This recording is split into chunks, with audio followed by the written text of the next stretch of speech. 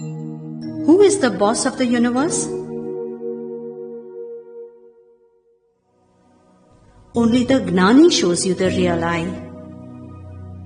Dada, how is it possible to understand and realize the real I when we are living in this worldly life?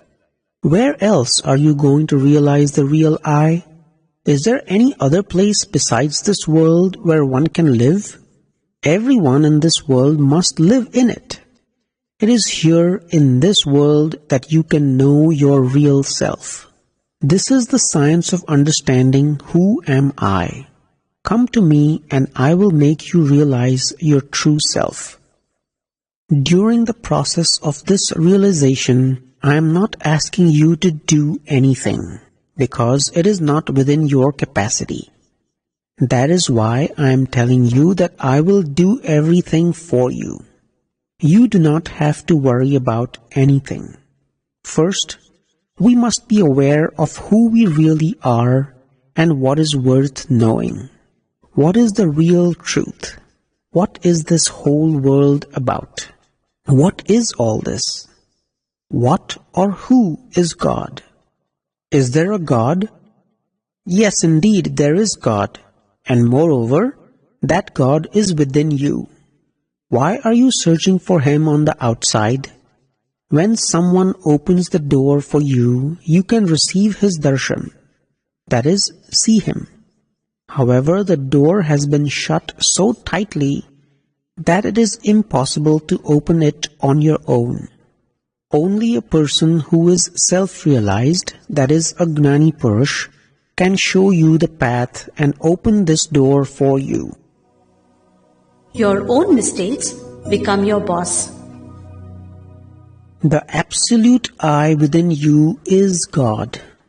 Beyond this, there is no other God or superior above you. There is no almighty power to rule over you. You are completely independent. There is no one that can hurt you or hinder you. The only thing that can hurt or hinder you are your own mistakes. Not only do you not have a boss, but also no one else can bother you or interfere with you. There are innumerable life forms, but none of them ever interfere with you. And those that do interfere do so because of your own mistakes. You yourself had previously caused interferences and therefore are now facing the consequences of your past actions. I see this in my Gnan vision, and I am telling you this as I see it. In the following 2 sentences, I guarantee a man his liberation. These are, you do not have any boss in this world. Your bosses are your blunders and your mistakes. In the absence of these 2, you are the Supreme Lord. And no one can ever interfere with you. This world is such that no living being is in a position where it can ever interfere with another. These 2 sentences will resolve all of your conflicts and bring you peace and harmony. Who is the doer in the world? The real nature of the doer in this world. It is the ignorance of reality that has resulted in all this obscurity and confusion. So do you now wish to know about things that are already known? Or do you wish to know that which is not known? What is this world all about? How did it come into existence? Who is the creator? What is our role and relationship with everybody in this world? How should we deal with our relatives? How does business occur? Am I the doer of anything, or is there another doer? Is it not important to know all these answers? Yes, Dada. Let us talk about what needs to be known first. Who do you think created this world? Who do you think made such a complex and tangled world? What is your opinion? Only God must have made it. Then why is the whole world filled with worries? Everyone has worries. There is no being free of worries. That is because everyone worries. Yes, but if God made this world, then why did He make it full of worries? If He is guilty of creating such miseries, then we should have Him arrested. In reality, God is not guilty. The people of the world have made Him the culprit by calling Him the creator of this world. In reality, God is not the creator of this world at all. This is all scientific circumstantial evidence. Therefore, all of this is a natural creation.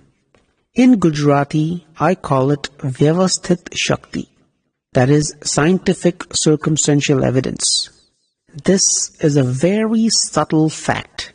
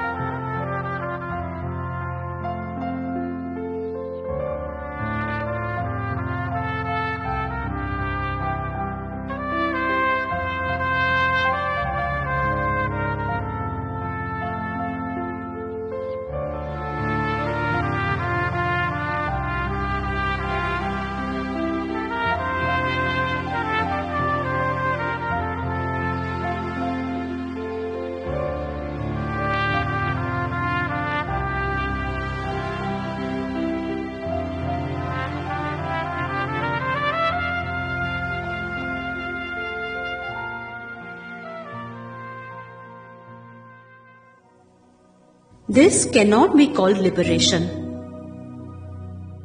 A child will say, God made this.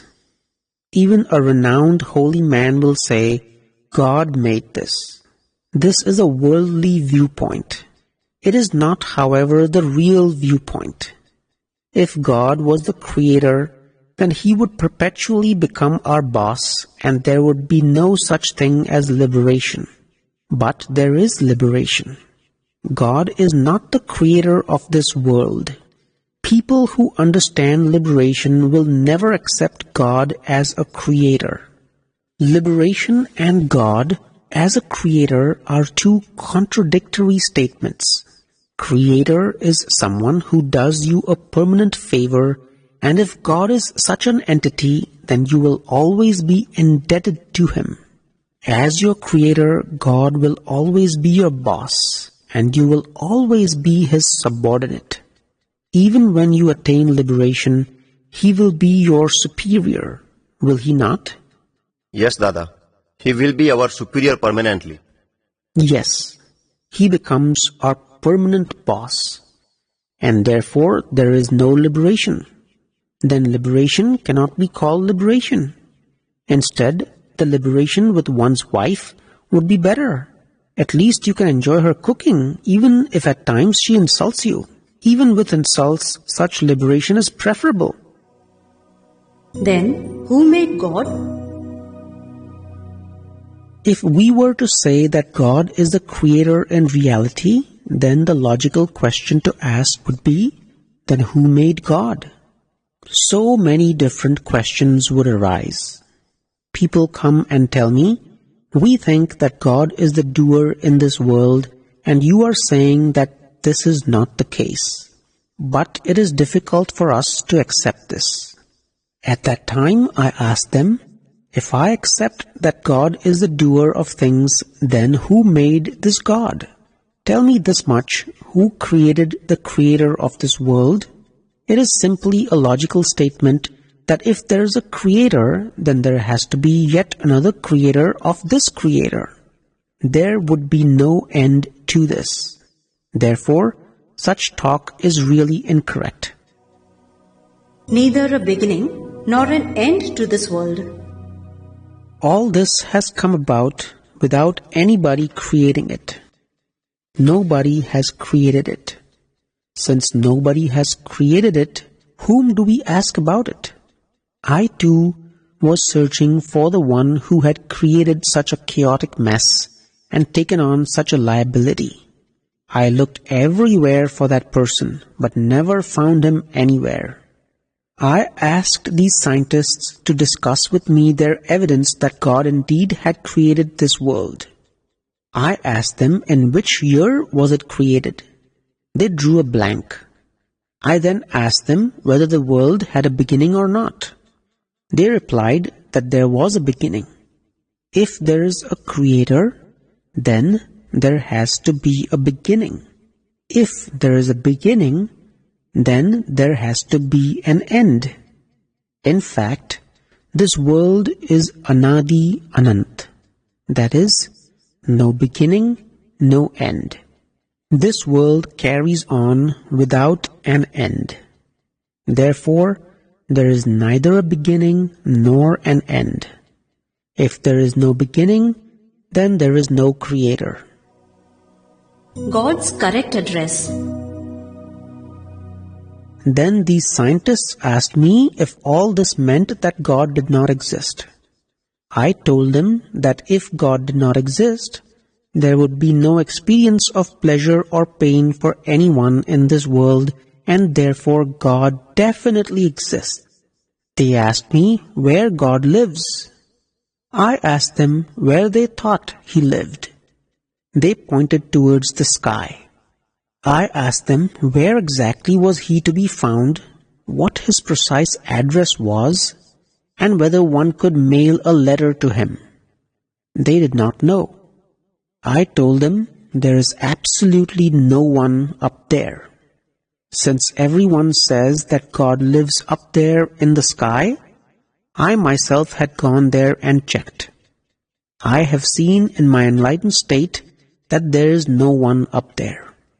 I have looked for God there, but there is nobody up there. Only the vast open sky. Nobody lives up there. When they asked me for God's correct address, I told them to write this statement down.